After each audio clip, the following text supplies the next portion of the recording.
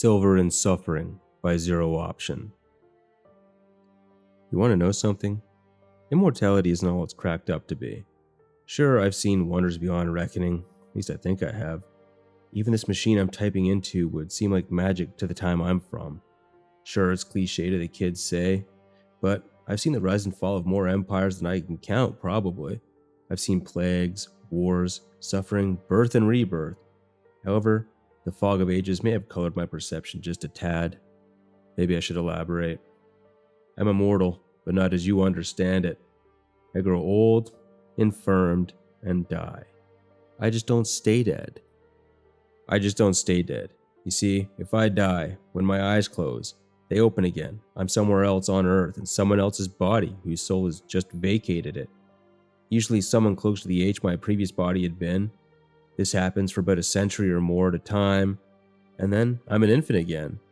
I know what you're thinking. Sounds awesome, right? Being able to do it all over again and again and again with all that knowledge? Well, I'm about to rain on your parade a bit. I only remember two things every time I open my eyes.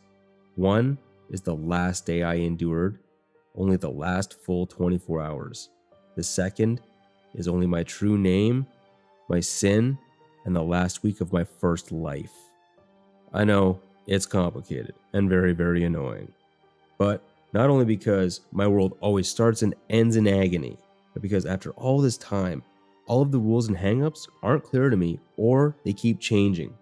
I'll give you an example and let you in on another little secret all at the same time. I'm not the only one like me either. My curse isn't unique. I've met 6 others in my time. We know each other instinctively, but we can never interact for any length of time. It's something to do with our curse. We all seem to agree that we were so unabashedly horrible and tainted that our souls repulse each other like two of the same magnetic poles. An interesting aside, but not super important to the story. So let's get back on track, shall we? Right now, you're probably wondering how I'm able to convey all these things to you given the condition of my curse. Well, let's just say the architect of my curse loves a good loophole if it will increase the punishment's desired effect. So I endeavored to mark everything I could of significance with instructions I knew I could identify over the passage of time. Pretty ingenious, right? I knew if I was extremely careful, I could piece together what was happening to me and how to stop it over time. I had setbacks, of course, a lot of them best I can figure given the gaps in the records. But some of those hang-ups proved extremely useful, like locating the pieces of my curse's anchor. It's just that, well, when I come into contact with said pieces, I'm often overcome by the compulsion to take my own life. It's another one of those sick jokes he loves so much. Hell, I've endured enough of those over time. It's taken ages pulling the shards and slivers from every repurposed piece. But finding the knowledge to hopefully end this horde affliction, that was far easier. I'll let you in on another secret. The Vatican archives. Well, it's 99% bullshit. There's maybe a handful of genuine relics and tomes of import, but the rest? Dusty old trash. I've combed the whole shebang, spent a few lifetimes in the church. I was even the Pope once. The rich irony of it. But lifetimes of planning, hiding, and leaving cryptic clues for myself across the ages, like some kind of reincarnating Indiana Jones, is hopefully going to come to fruition tonight. You see, I think if what I know is correct, I will die tonight and hopefully never return. I want my story to end. You see, to break my curse, I have to confess who I am to the whole world all at once, and die by my anchor. But in so doing, I will release hell everlasting on earth for defying his word. So I'm very sorry for what I have to do, but I cannot bear another moment in this hell. I am Judas Iscariot, the eponymous traitor from all history. My 30 pieces of silver fill this dagger, and now I will die. Interrogation by Zero Option. Lieutenant Ibanez, J. 12761-521. The other parties in the room looked dispassionately at the monster on the table in the center of the room. Lieutenant Ibanez, J. 12761-521. The lead interrogator asked quizzically of his partner, "Is this thing damaged? It keeps repeating the same nonsense things over and over." I know the others in the group seem deferential to it, and maybe it's some kind of leadership, but I think it might be broken. The interrogator's partner asked, "Should we ask it again, maybe?" "Where is your seat of leadership?" Lieutenant Ibanez looked incredulously at it. Did this furry little fuck just ask him to take him to his leader? This has to be some kind of sick joke. The lead interrogator said, "Failure to respond will force us to engage in regretful actions.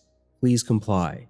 The LT and his 4-man ranger team were conducting recon around cave systems just south of the Korangal Valley in Afghanistan not 24 hours ago. They had just radioed to the TOC, Tactical Operations Center, just prior to entry of this cave. There had been reports of people going missing more than usual for the area, and in typical piss-poor attempts at winning hearts and minds, his team was sent to investigate, maybe to see if the Taliban were up to the usual BS. He certainly didn't expect this. As soon as his team had cleared the first corner of the cave, they found themselves in a bright white room. Next thing he knew, he couldn't move and was being transported into where he assumed was the next room over. Next thing he knew, 2 furry octopodes were fastening him to a table. The previous creatures to be interrogated were far more cooperative. Why can't you follow their example?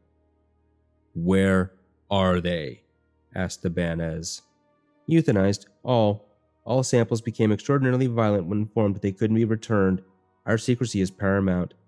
However, we are gladdened you have ceased your nonsense prattle and will vocalize with us." "Why should I talk to you? You captured and tortured, killed civilians, farmers, herders. To keep a secret? Here's your problem. We don't take kindly to that, and we're going to keep coming." The interrogators sounded indignant. "We do not torture or kill with malice as you posit. Our species does not engage in violence the way you do. We are much more evolved." Then the LT's watch started buzzing. "Do you feel that?" A loud flash and a bang ripped through the wall behind him. The sound of yelling.